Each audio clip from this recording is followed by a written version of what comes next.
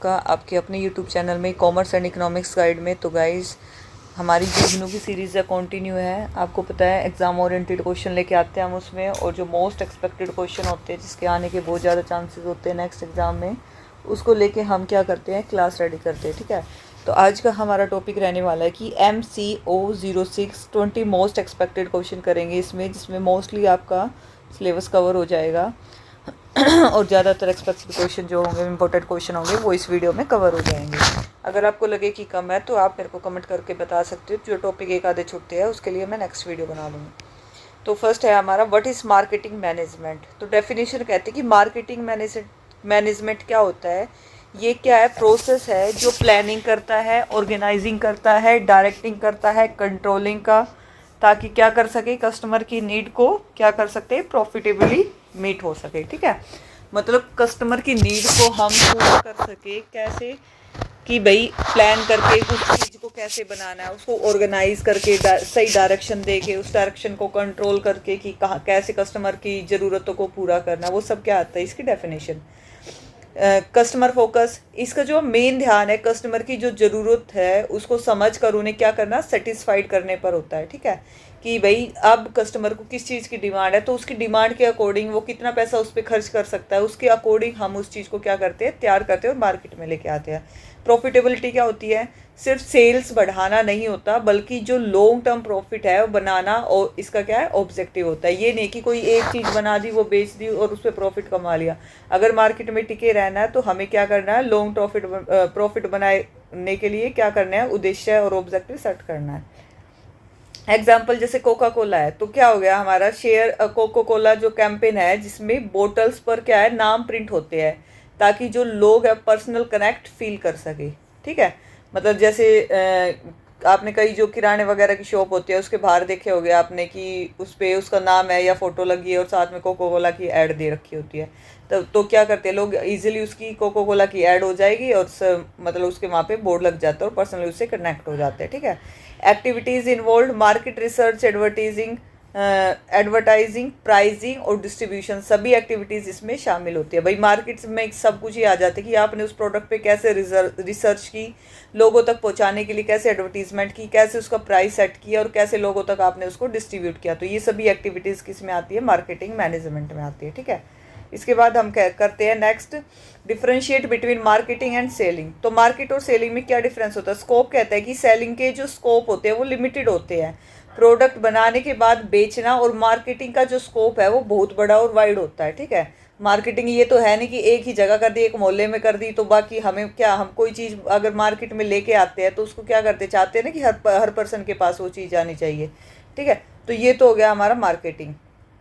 इसके बाद कहता है ये सेलिंग का स्कोप है, लिमिटेड होता है, लेकिन जो मार्केटिंग का होता है वो क्या होता है, बहुत बड़ा होता है, अनलिमिटेड होता है। क्योंकि सेलिंग में बंदा अपने आसपास बेच सकता है, उसके लिए हमें बड़ा नेटवर्क बनाना पड़ता है, हर तरह के मतलब हर तरह के लोगों तक पहुंचाने के लिए, हर मार्केट तक पहुंचाने के लिए, तो उसको मार्केटिंग कहेंगे। फोकस किस पे करेंगे, सेलिंग क्या करता है, सेलर की नीड पर फोकस करता है कि भाई वो किस चीज़ की डिमांड कर रहा है। ठीक है, cash conversion, marketing buyer customer की नीड पर फोकस करता है। मार्केटिंग क्या करता है, बायर्स पर भी करता है और जो कस्टमर की जो ज़रूरतें हैं उन पर भी करेगा। ठीक है, अप्रोचेस क्या होती है इसकी, जो सेलिंग शॉर्ट टर्म के लिए होती है। सेल भाई एक बंदा कुछ चीज़ खरीदने आया, लेके खरीद के पैसे दे के चला गया, लेकिन मार्केटिंग क्या, वो तो लॉन्ग टाइम तक चलती रहती है ना। टीवी में ऐड है, वो एक दिन आके थोड़ी ना रह जाती, क्या पता उस दिन किसी ने देखी या नहीं देखी, वो क्या है, लॉन्ग टाइम तक वही सेम ऐड चलती रहती है। ठीक है, तो उसे क्या कहते हैं हम, ये रिलेशन बनाना बहुत ज़रूरी होता है, और मतलब भैया आपस में रिलेशनशिप बनाने में लॉन्ग टाइम के लिए ये जोर देती है मार्केटिंग, ताकि लोग लंबे समय तक इस चीज़ से जुड़े रहे। एग्जाम्पल क्या होता है, जैसे सेलिंग एक लोकल इंश्योरेंस एजेंट जो किसी भी तरह अपना मंथली टारगेट पूरा करने के लिए क्या पॉलिसी बेचता है, तो वो क्या होगा, सेलिंग हो गया। ठीक है, इसके बाद आता है एग्जाम्पल, जैसे मार्केटिंग का एग्जाम्पल है तो जैसे एप्पल ब्रांड है जो कस्टमर एक्सपीरियंस, इकोसिस्टम और प्रोडक्ट क्वालिटी पर ध्यान देता है ताकि लोग बार बार उनका प्रोडक्ट खरीदें। ठीक है, अगर वो ऐसा नहीं करेगा तो एक बार खरीदेंगे लोग, दोबारा कोई खरीदेंगे नहीं, ऐसे तो कंपनी थोड़े दिन में बंद हो जाएगी और लॉस में चली जाएगी। Explain the product life cycle, PLC। Introduction stage कहते हैं कि जो नया प्रोडक्ट मार्केट में लॉन्च होता है, सेल्स स्लो होती है और हैवी मार्केटिंग कॉस्ट होती है, तो उसे क्या कहते हैं हम, प्रोडक्शन लाइफ साइकिल कहते हैं। ठीक है, मतलब भाई सेल्स एकदम तो हो ही नहीं जाती, वो क्या होती है, स्लो होती है। लेकिन जो मार्केट है वो हमें क्या करना पड़ता है, उस पर हैवी एक एक बार तो हमें क्या नया प्रोडक्ट लेके आ रहे हैं तो उस पर क्या करना पड़ता है, पूरा खर्चा करना पड़ता है, ठीक है। तो उसे क्या कहते हैं, हैवी मार्केटिंग कॉस्ट होती है। ग्रोथ स्टेज क्या होती है कि सेल्स तेजी से बढ़ने लगती है और जो अवेयरनेस है वो फैलती है और प्रॉफिट होने लगता है। जब लोग अवेयर हो जाते हैं उस चीज़ को लेके कि आसपास हाँ ये चीज़ हमारे लिए फ़ायदेमंद है, ये हमें सही रेट पे सही जगह पे मिल रही है, तो उसके लिए लोग अवेयर हो गए। अब अवेयर हो गए तो क्या हो जाएगा, इससे हमारी सेल्स बढ़नी स्टार्ट हो जाती है, ठीक है। मैच्योरिटी स्टेज, सेल्स पीक पर पहुंचती है और कंपटीशन सख्त होता है और जो ग्रोथ है वो स्टेबलाइज हो जाती है। अब एक बात बताओ, कोई भी चीज़ है, मान लो साबुन है, टूथपेस्ट है, या फिर कुछ भी चीज़ है, कुछ भी खाने की चीज़ है, मैगी है या कोई भी चीज़, अगर वो मार्केट में जा रही है तो एक बंदा तो सेलर है नहीं, उसको बेचने वाले तो बहुत सारे हैं ना। तो हम मार्केटिंग करके ही तो अच्छी अच्छी ऐड दिखा के अपने प्रोडक्ट की हम क्या स्पेशलाइज दिखा के कि ये स्पेशलिटी है इसके अंदर, अगर ये सब नहीं दिखाएंगे तो लोगों को पता कैसे चलेगा कि ये चीज़ हमारे लिए बेस्ट है। तो वो तब तक उस चीज़ को परचेज नहीं करेंगे जब तक हम मार्केटिंग करके अपनी चीज़ की बेनिफिट्स उनको नहीं गिनवाएंगे।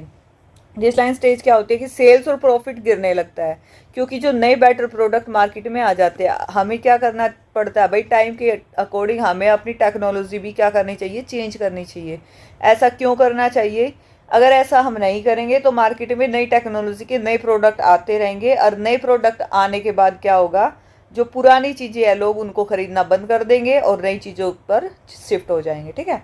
तो उससे हम क्या चल जाते हैं, डिक्लाइन स्टेज पे चल जाते हैं, डिसलाइन पे। एग्जाम्पल होता है जैसे नोकिया एक समय में मार्केट लीडर था और मैच्योरिटी पर एंड्रॉयड स्मार्टफोन के जो दौर में अडॉप्ट ना कर पाने की वजह से क्या हो गया, डिसलाइन स्टेज में चला गया, मतलब नीचे उसकी डिमांड क्या होगी, नीचे गिर गई और वो घाटे में चला गया, ठीक है।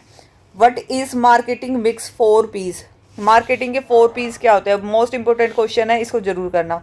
फर्स्ट होता है प्रोडक्ट, मतलब उत्पाद, जो सामान या सर्विस आप बेच रहे हैं उसके जो फीचर्स, क्वालिटी और जो ब्रांडिंग होती है वो तो होता है प्रोडक्ट, ठीक है। और प्राइस होता है भाई, जो प्रोडक्ट के लिए कस्टमर तो पैसे देता है, जो भी पैसे देगा वो प्राइसिंग स्ट्रेटेजी, मतलब स्कीमिंग, और इसमें क्या आ जाता है, पेनिट्रेशन वगैरह सब कुछ आ जाता है उसमें, ठीक है। वो होगी हमारी प्राइस की, उसको देने के लिए जो प्राइस उसने रेडी किया है वो देने के लिए तैयार है। प्लेस क्या हो गया उसका, सतन डिस्ट्रीब्यूशन, जो भी स्थान है उसका डिस्ट्रीब्यूशन कैसे करेंगे, प्रोडक्ट कस्टमर तक कैसे पहुंचेगा, ऑनलाइन, रिटेल, स्टोर, होलसेल। तो ये क्या हो गया, हमारा डिस्ट्रीब्यूशन हो गया, ठीक है, कि भाई लोगों तक, कस्टमर तक कैसे पहुंचाना अपना प्रोडक्ट, ऑनलाइन पहुंचाओगे, रिटेल दोगे, घर घर जाके देख आओगे, स्टोर पे दे के आओगे, होलसेल दोगे, कैसे दोगे। प्रमोशन होता है एक, ठीक है, 4th P होता है हमारा प्रमोशन का, जिसमें करते हैं हम प्रचार, वो ऐड दिखा के कर सकते हैं, डिस्काउंट का ऑफर दे के कर सकते हैं, फ्लैट इतने % डिस्काउंट। तो इसमें जैसे डिस्काउंट वगैरह दिखा के आप किसी भी चीज़ पे देखोगे, स्टोर पे लगा होता है 50% डिस्काउंट, 70% डिस्काउंट, तो वो देख के क्या होता है, कस्टमर अट्रैक्ट होता है और उसमें स्टोर पे जाके विजिट करता है और चीज़ें परचेज करता है। PR के जरिए कस्टमर के प्रोडक्ट के बारे में जो बताना और उसको क्या करना, अट्रैक्ट करना, ठीक है। तो ये सब क्या होते हैं, प्रमोशन के, प्रचार करने के तरीके होते हैं। एग्जाम्पल जैसे स्मार्टफोन लॉन्च हुआ, ठीक है, तो नया फ़ोन लॉन्च होने पर उसके जो कैमरा हुए, फीचर्स हुए, प्रोडक्ट प्राइस, और जैसे अमेजोन, करोमा पर अवेलेबिलिटी प्लेसेस है, और जो यूट्यूब एड्स, फेस्टिव डिस्काउंट वगैरह प्रमोशन डिसाइड होते हैं, ठीक है। तो क्या है, हमें कैसे पता चलता है, हम हमेशा थोड़ी ना इनको ऑनलाइन इसको खोल के देखते रहते हैं कि भाई फ्लिपकार्ट पे कब सेल आ रही है, अमेजोन पे कब, हम यूट्यूब वगैरह चलाते हैं, कुछ इंस्टाग्राम वगैरह चलाते हैं, वहाँ पे क्या हमें ऐड मिलती है कि इस टाइम पे इस चीज़ की सेल आने वाली है और इस पे आपको फ्लैट इतने % डिस्काउंट मिलेगा। तो हम क्या करते हैं, उस चीज़ का वेट करते हैं कि कब वो सेल आएगी, और हम उस टाइम पे अगर हमने कोई चीज़ खरीदनी है, फ़ोन खरीदना है, TV खरीदना है, कोई भी चीज़ खरीदनी है, तो हम उस पर जाके खरीदते। वो किसके कारण होता है, ये सब हमारा प्रमोशन की वजह से होता है, ठीक है। जहाँ पे प्लेस डिसाइड है कि आप भाई ऑनलाइन खरीद सकते हो, प्रोडक्ट डिसाइड है कि आपको क्या खरीदना है, कैमरा खरीदना, फ़ोन खरीदना, फीचर्स, उसके प्राइस भी बता देते हैं कि इस सेल में इसका प्राइस इतने आने वाला है। तो ये सब क्या होते हैं, हमारे स्मार्टफोन जब लॉन्च होता है उसके एग्जाम्पल दे रखे, ठीक है। अब आता है व्हाट इज मार्केटिंग सेगमेंटेशन। तो सेगमेंटेशन क्या होता है, डेफिनेशन कहते हैं कि एक बड़े और डाइवर्स मार्केट को छोटे यूनिफॉर्म ग्रुप में डिवाइड करना जिनकी नीड और प्रेफरेंस सेम हो। मतलब एक बड़ी मतलब मार्केट का तो कोई अंत ही नहीं होता, बहुत बड़ी होती है, लेकिन हम उसको एक छोटे छोटे ग्रुप में डिस्ट्रीब्यूट कर देते हैं। ग्रुप में आते हैं कुछ लोग, जैसे मतलब एक भाई लो क्वालिटी के लोग आते हैं, low quality in the sense की लोकलिटी हमारी जैसे थोड़ी गरीब टाइप की, एक मिडिल क्लास के, एक हाई क्लास के। तो उस टाइप की नीड के अकॉर्डिंग प्रोडक्ट रेडी करना, उनकी प्रेफरेंस के अकॉर्डिंग उन तक वो सेम प्रोडक्ट पहुंचाना। तो जैसे देखो, मोबाइल की ज़रूरत हर किसी को होती है, जो सबसे गरीब होता है उसको भी होती है, जो सबसे अमीर होता है उसको भी होती है, ठीक है। तो हम उनके आसपास जैसे कोई मिडिल क्लास फैमिली या कोई गरीब क्लास लोग रह रहे हैं, तो वहाँ की जो आसपास के जो स्टोर्स होंगे उन पे हम किस टाइप के जो नॉर्मल भाई रेंज के फ़ोन होंगे ज़्यादातर, हम उसको वो कराएंगे, ठीक है, सेल के लिए, ताकि हर कोई उसको इजीली खरीद सके। हमें पता है कि यहाँ पे इस भाई लोकेलिटी में आईफोन वगैरह तो कोई खरीद नहीं सकता, लोगों की इतनी वो नहीं है कि विल पावर की भाई वो इतने महंगा फ़ोन खरीद सके, उनकी कमाई इतनी ज़्यादा नहीं है, तो हम उस पर नॉर्मल रेंज के फ़ोन रखेंगे, ठीक है। तो इस टाइप से हम क्या कर देते हैं, प्रेफरेंस दे देते हैं और चीज़ों को ग्रुप में डिस्ट्रीब्यूट कर देते हैं। डेमोग्राफिक होता है कि एज, जेंडर, इनकम के बेसिस पर सेगमेंटेशन करना, ठीक है, कि भाई एज देख लो कि किस एज के लोगों को क्या पसंद है, जेंडर लेडीज़ को क्या पसंद है, जेंट्स को क्या पसंद है, इनकी इनकम कितनी है, किस हिसाब की चीज़ें ये लेना पसंद करते हैं। अगर कोई एग्जांपल लेके चले, मान लो कि कोई सोमवार बाजार लगता है आपकी गली में, ठीक है, आपको पता है सोमवार बाजार में कोई हाई क्लास फैमिली तो आएगी नहीं। सोमवार बाजार में कौन आता है, जो लो लोकेलिटी के लोग होते हैं वही आएंगे। अब उन्हें पता है कि यहाँ पे ज़्यादातर लेडीज़ आती है, तो वो क्या करेंगे, लेडीज़ की साड़ी वगैरह जो सेल में रखेंगे, सूट वगैरह रखेंगे, चप्पल वगैरह रखेंगे। और अगर जेंट्स आते दिखेंगे तो जेंट्स के रखेंगे, ठीक है। तो जिस टाइप की डिमांड होगी उस टाइप की चीज़ें अपनी उसमें बाजार में लगा देंगे वे। जियोग्राफिक मतलब लोकेशन डिसाइड करना कि कौन सी लोकेशन पे क्या चल सकता है। रीजन डिसाइड करना कि भाई किस रीजन के लोग हैं, किस टाइप की चीज़ें पसंद करते हैं। या फिर क्लाइमेट के बेसिस पर मार्केट डिवाइड करना, भाई कैसा क्लाइमेट चल रहा है इस टाइम पे, सर्दी की चीज़ें आनी चाहिए, गर्मी की चीज़ें आनी चाहिए, ये सब। तो ये होता है जियोग्राफिक में हमारा, ठीक है। इसके बाद आता है साइकोग्राफिक एंड बिहेवियरल। तो लाइफस्टाइल वैल्यूज़ या ब्रांड के जो लॉयल्टी के बेसिस पर जो डिवाइड करना, वो क्या होता है, साइकोग्राफिक बिहेवियर। एग्जाम्पल जैसे फेयर एंड लवली है और मेंस के लिए एक्टिव है, ठीक है। तो HUL का जो वुमन के लिए जो अलग फेयरनेस क्रीम बनाना, और जो मैन के लिए क्या था, अलग ग्रूमिंग रेंज निकालना, तो वो क्या था हमारा डेमोग्राफिक सेगमेंटेशन का बेस्ट एग्जाम्पल है, ठीक है। ये तो भाई ऐसे हम मतलब लेडीज़ के अकॉर्डिंग, उसकी डिमांड के अकॉर्डिंग लेडीज़ के लिए निकाल दिया, और जेंट्स की डिमांड के अकॉर्डिंग जेंट्स के लिए निकाल दिया, ठीक है। इसके बाद आता है कि डिस्कस प्राइसिंग स्ट्रेटेजी और स्कीमिंग एंड पेंट्रेशन। तो प्राइस स्कीमिंग क्या होता है, नए प्रोडक्ट लॉन्च होते ही हाई प्राइस रखना ताकि अर्ली अडोप्टर से ज़्यादा प्रॉफिट कमाया जा सके, ठीक है। कोई भी फ़ोन लॉन्च होता है, मान लो कोई भी फ़ोन, नया फ़ोन लॉन्च हुआ है, तो उसका प्राइस उस टाइम पे ज़्यादा ही होता है, बाद में गिरना स्टार्ट होता है, ताकि जो ज़्यादातर प्रॉफिट कमाना होता है वो स्टार्टिंग सेल्स में ही कमा लेते हैं। उसके बाद तो लोगों को पता चल जाएगा भाई ये फ़ोन में क्या कमी है, लोग अपने रिव्यूज़ वगैरह देने लग जाएगी, तो अपने आप डिमांड कम हो जाएगी, डिमांड कम हो जाएगी, उन्होंने अपना प्राइस कम करना पड़ेगा। इसे क्या कहते हैं, प्राइस स्कीमिंग कहते हैं। इसके बाद आता है पेंट्रेशन प्राइसिंग।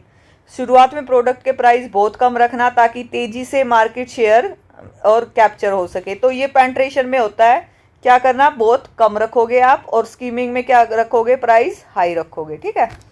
और स्कीमिंग एग्जांपल जैसे एप्पल आईफोन जब नया मॉडल लॉन्च करता है तो प्रीमियम प्राइस पर ही बेचता है, तो वो क्या होगा, स्कीमिंग। पेंट्रेशन का एग्जांपल जैसे जियो ने स्टार्टिंग में बिल्कुल फ्री और सस्ता डाटा देकर सारे कंप्यूटर को क्या कर दिया, पीछे छोड़ दिया और मार्केट कैप्चर किया, ठीक है। अदर स्ट्रेटेजी जैसे psychological pricing, example 99 instead of 100, और कम्पिटिटिव प्राइसिंग भी इसका पार्ट है, ठीक है भाई। आई होप आपको वीडियो पसंद आ रही होगी। देखो मैं आपके लिए सिर्फ इस टाइप की वीडियो बनाती हूँ ताकि आपको इजी लैंग्वेज में अच्छे से समझ आ जाए, क्योंकि मुझे पता है इग्नू का जो कंटेंट बुक है वो क्या है, बहुत टफ लैंग्वेज में है, और बच्चों को कोई इंटरेस्ट भी नहीं आता, और बच्चे भाई सब एग्जाम आज के टाइम पे सब एग्ज़ाम के टाइम पे पढ़ते हैं, और एकदम से इतना कुछ समझना आसान नहीं होता। तो आपकी उस जर्नी को मैं थोड़ा आसान बनाने के लिए वीडियो लाती हूँ, तो भाई थोड़ा सा सपोर्ट किया करो। मैं देख रही हूँ कि कुछ दिनों से बिल्कुल कोई सपोर्ट नहीं कर रहा है भाई, बहुत कम सपोर्ट कर रहे हैं बच्चे। डिमांड तो कर देते हैं कि मैम इस पे लेके आओ, इस पे लेके आओ, लेकिन भाई चैनल को सपोर्ट बहुत कम लोग करते हैं, ठीक है। वीडियो देख के आप इग्नोर करके चले जाते हो। एक बात बताओ, कोई टीचर आपके लिए इतनी मेहनत कर रहा है क्या आपका एक लाइक करने से या एक कमेंट करने से या एक शेयर करने से या एक सब्सक्राइब करने से मतलब आपका क्या चला जाएगा, कुछ भी नहीं जाएगा, ठीक है। इससे क्या हो जाएगा, एक टीचर को मोटिवेशन मिल जाएगी, वो नेक्स्ट वीडियो और अच्छे से प्यार से और अच्छे से मेहनत करके बना के लेके आएगा। लेकिन अगर आप सपोर्ट ही नहीं करोगे तो वो थोड़ी सी वीडियो और बनाएगा, 2-4 बनाएगा, फिर वो क्या है उसको छोड़ देगा। ठीक है, अगर आपके लिए कोई इस टाइप का टीचर आ रहा है कि अभी तक नहीं था, आपको प्लेटफॉर्म पे वो चीज़ें नहीं मिलती थी, अब बना बनाया मतलब जो है आपको पका पकाया खाना मिल रहा है, फिर भी आपको खाने में अगर प्रॉब्लम हो रही है तो भाई क्या ही हो सकता है ना।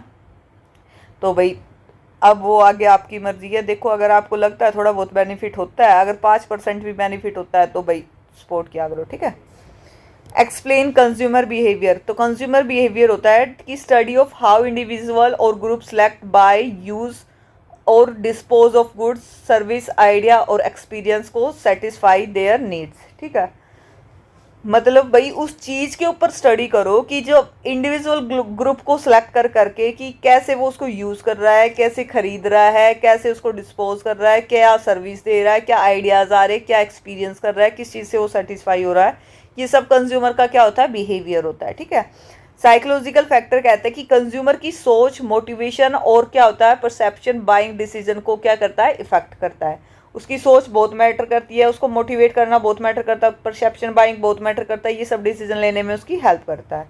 Social and cultural factor, family, friend, society और जो इन्फ्लुएंस बाइंग पैटर्न होते हैं पर इसका फर्क पड़ता है। ठीक है, भाई कैसी फैमिली से रह रहे हैं, कैसे फ्रेंड है, सोसाइटी में कैसे लोग हैं, तो ये सब क्या है इस चीज़ पे इफेक्ट डालते हैं।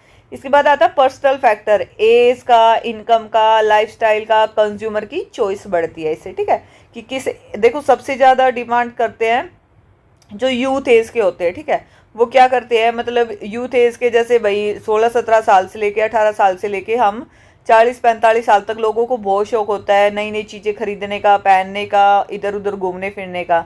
इससे पहले के लोग अपनी पढ़ाई में बिजी होते तो पेरेंट्स ही लेके आते, तो वो इतनी डिमांड नहीं करते, और उसके बाद के जो होते हैं वो भी इतने नहीं करते, ना तो उनकी खुद की इनकम होती है और ना भाई वो ज़्यादा चीज़ें लाइफस्टाइल वगैरह पे ध्यान देते हैं, ना उनकी इतनी एज होती है। जो बीच के लोग होते हैं वो इस चीज़ की ज़्यादा डिमांड करते हैं, तो उसके अकॉर्डिंग भी मार्केट पे असर पड़ता है।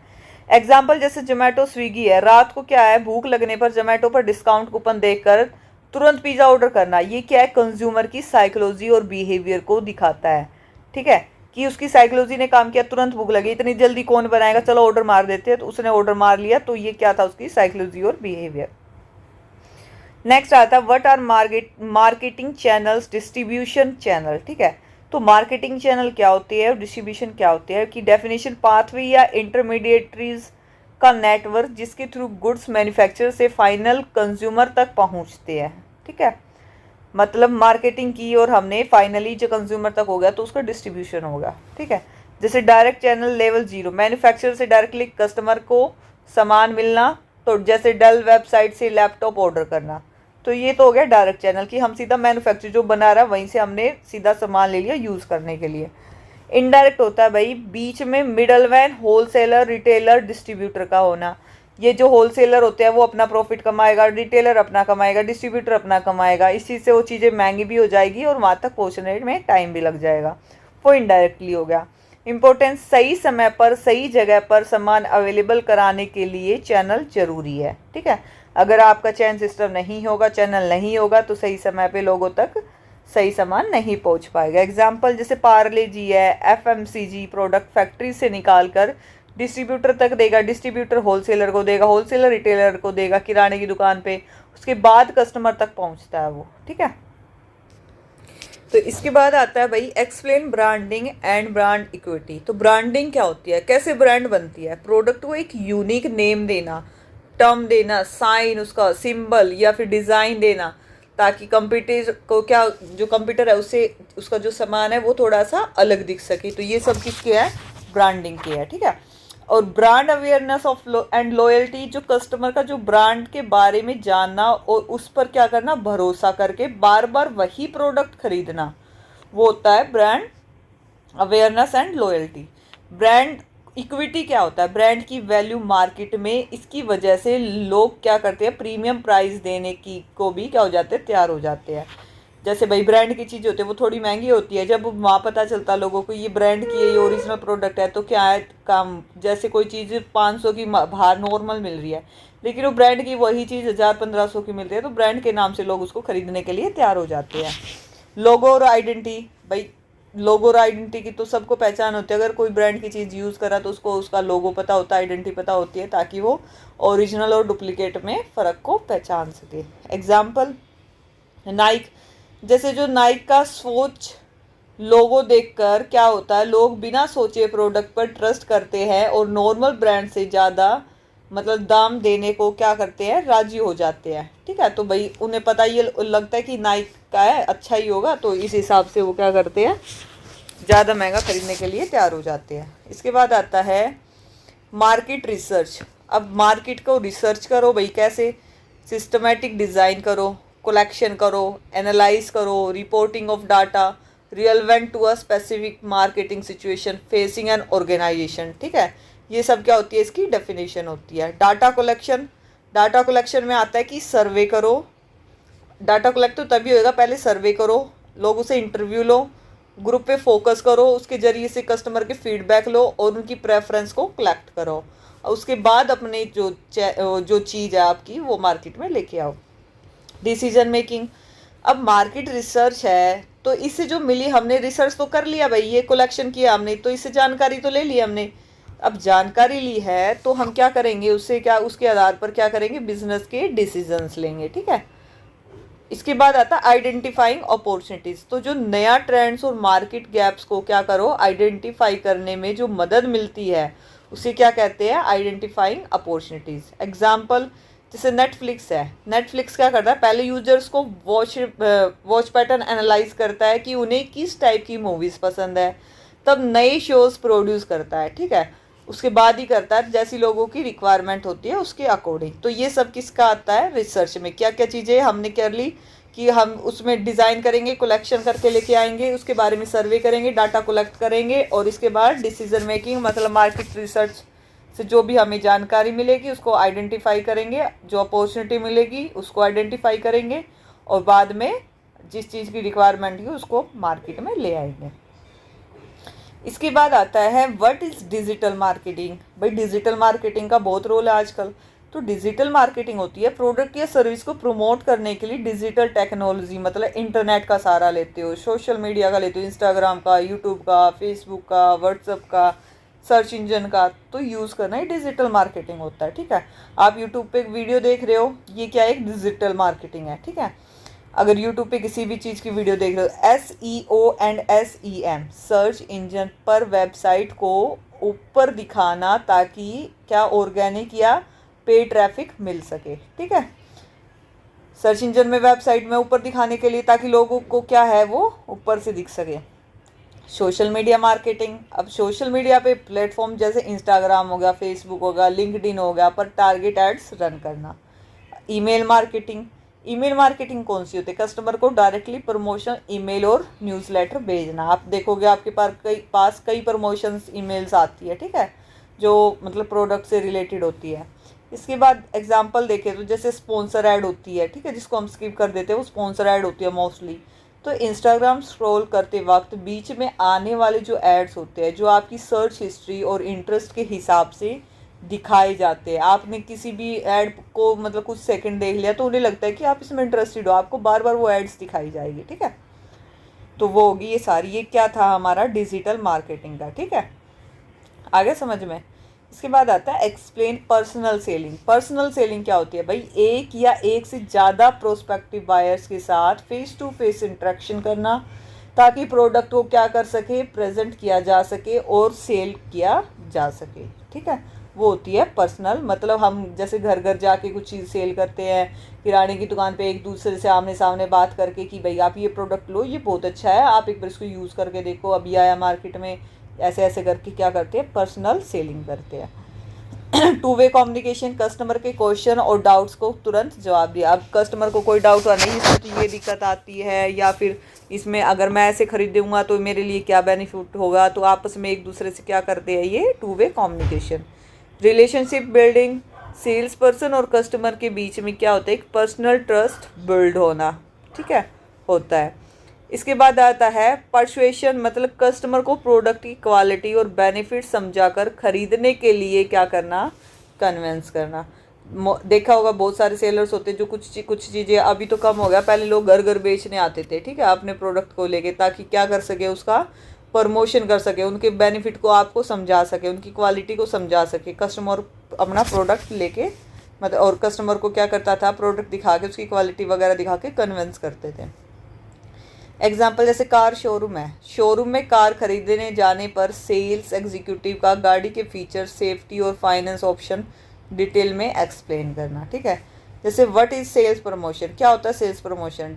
डेफिनेशन, शॉर्ट टर्म इंसेंटिव या ऑफर्स देना ताकि कस्टमर क्या कर सके, प्रोडक्ट को तुरंत खरीद ले या ट्राई करे, ठीक है। तो ये क्या होती है शॉर्ट टर्म इंसेंटिव की, कस्टमर प्रोडक्ट की क्या होता है, तो ये सेल्स प्रमोशन के होते हैं, जिसमें शॉर्ट टर्म इंसेंटिव या ऑफर्स देना ताकि कस्टमर प्रोडक्ट को क्या कर सके, तुरंत खरीद ले या ट्राई करे, तो सेल्स प्रमोशन होता है। कई बार जो सेलर्स होते हैं उनको अभी जो टारगेट होता है, उनको टारगेट दिए जाते हैं कि आपको इतनी चीज़ों को सेल करना है, ठीक है। उसके बाद अगर आप इतनी सेल करते हो, आपका प्रमोशन कर देंगे, आपको बोनस देंगे, आपको भाई ये देंगे वो देंगे, सैलरी बढ़ा देंगे, तो ये वो भी क्या, वो उधर उनका प्रमोशन हो रहा था, इधर प्रोडक्ट का हो रहा है। कस्टमर प्रमोशन होता है जैसे सैम्पल्स देना, कूपन देना, इसके बाद कंटेस्ट कराना, या फिर डिस्काउंट जो डायरेक्ट कस्टमर के लिए होता है, अगर ये सब दे देते हैं उससे क्या होता है, कंज्यूमर का प्रमोशन होता है। ट्रेड प्रमोशन जैसे रिटेलर या होलसेलर को सामान लेने के लिए स्पेशल अलाउंसेज या इंसेंटिव देना, भाई कोई होलसेलर बहुत सारा सामान लेके जाएगा, उसको किसी चीज़ की और ये करना कि आप इस चीज़ को ज़्यादा खरीदो, तो उसके लिए प्रमोशन देना। अर्जेंसी क्रिएशन मतलब लिमिटेड टाइम ऑफर कहकर कस्टमर के जो अंदर सामान खरीदने की जो जल्दी पैदा करना, ठीक है, ये सब क्या होता है। एग्जाम्पल की बात करें तो भाई BO जो मतलब जैसे बोगो ऑफर होते हैं, फ्लिपकार्ट या अमेजोन पर बिग मिलियन डेज सेल्स, या फिर by one get one free का जो बोगो ऑफर होता है, या कुछ घंटों के दिनों के लिए होता है, उसे क्या कहते हैं, बोगो ऑफर कहते हैं, ठीक है। तो ये सब सेल्स को क्या है, प्रमोट करने के लिए किए जाते हैं, ये सारी जो तरीके हैं। इसके बाद आता है कि डिफाइन मार्केटिंग इन्वायरमेंट, भाई क्या होता है, जैसे डेफिनेशन कहते हैं कि इंटरनल और एक्सटर्नल फैक्टर और जो फोर्स जो एक कंपनी की मार्केटिंग परफॉर्मेंस या डिज़ाइन मेकिंग को क्या करता है, इफेक्ट करते हैं, तो उसे क्या कहते हैं, मार्केटिंग इन्वायरमेंट। जैसे माइक्रो इन्वायरमेंट, इंटरनल फैक्टर जैसे सप्लायर, कस्टमर, कंप्यूटर और कंपनी का जो अपने डिपार्टमेंट्स है, ठीक है। और मैक्रो इन्वायरमेंट क्या होते हैं, जैसे एक्सटर्नल फैक्टर जैसे इकोनॉमिक, पॉलिटिकल और टेक्नोलॉजिकल, सोशल और क्या होता है, लीगल फोर्सेस, ये क्या होते हैं मैक्रो, जो कि बड़े लेवल पे होते हैं, ठीक है। एडाप्टेबिलिटी होती है, सही मार्केटिंग वही है जो इन्वायरमेंट के बदलाव के हिसाब से खुद को ढाल लेती है, ठीक है, वो क्या होती है, एडाप्टेबिलिटी। एग्जाम्पल जैसे प्लास्टिक बैन है, गवर्नमेंट द्वारा प्लास्टिक बैग्स बैन करने पर जो मैकडोनल्ड या किसी ब्रांड का पेपर बैग पर शिफ्ट होना एक्सटर्नल लीगल फैक्टर होता है, ठीक है। इसके बाद आता है what is relationship marketing. Marketing relationship क्या होता है, तो भाई जैसे ऐसी स्ट्रेटेजी बनाओ जिससे कस्टमर के साथ लॉन्ग रन ट्रस्टिंग रिलेशनशिप बन सके, ना कि सिर्फ एक बार का ट्रांजैक्शन हो सके, ठीक है। तो सेकंड है कस्टमर रिटेंशन, मतलब पुराने कस्टमर को बचाए रखना नए कस्टमर ढूंढने से ज़्यादा सस्ता पड़ता है, ठीक है। नए कस्टमर मत ढूंढो, आपके जो पुराने हैं उनको भी बनाए रखोगे तो वो अपने आप नए कस्टमर को बताएंगे ये चीज़ खरीदो, ये देखो इतनी अच्छी होती है, ठीक है, वो अपने आप आपकी एडवर्टीजमेंट कर देंगे। लॉयल्टी प्रोग्राम्स, रिपीट परचेजेस पर रिवॉर्ड देना या स्पेशल बेनिफिट ऑफर करना, ठीक है, कोई उस चीज़ को बार बार खरीद रहा है तो कुछ कुछ ऑफर निकाल के लेके आना ताकि वो उस पर टिका रहे। कस्टमर फीडबैक लेना, कस्टमर की भी सुनो भाई, उनकी कोई प्रॉब्लम तो नहीं है, अगर है तो पहले उसको सोल्व करो, ठीक है, फिर उसके बाद लेके आओ।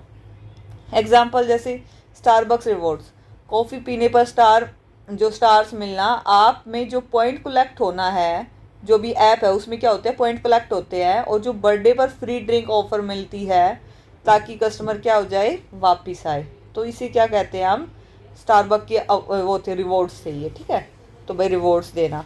इसके बाद आता है explain integrated marketing communication, IMC, तो वो क्या होता है, कंपनी के जो सभी कम्युनिकेशन टूल्स को इंटीग्रेट और कोऑर्डिनेट करना ताकि कस्टमर तक एक क्लियर क्या हो सके, कंसिस्टेंट और कंप्लिंग मैसेज पहुँचे, ठीक है।